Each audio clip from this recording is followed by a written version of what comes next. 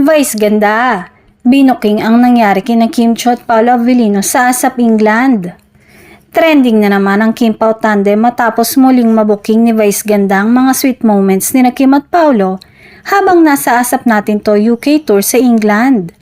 Sa mismong show sa England, hindi nakaligtas ang dalawa sa matalim na obserbasyon ni Vice. Pabirong sinabi ng unkabogable star na may mga eksena sa likod ng entablado kung saan kapansin-pansin ang pagiging malapit ni Kim at Paolo. Mula sa kulitan hanggang sa mga tinginan na agad nagbigay kilig sa mga kasama nilang artista at staff.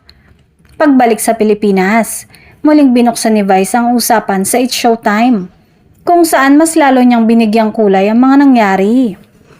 Ay nako, hindi nyo lang alam ang mga ganap sa UK, lalo na kina Kim at Paolo. Biro ni Vice na ikinatawa at ikinakilig ng mga co-host. Dahil dito, mas umingay ang Kim Pao fandom online. Maraming netizens ang natuwa at nagsabing mukhang unti-unti nang nagiging totoo ang chemistry ng dalawa.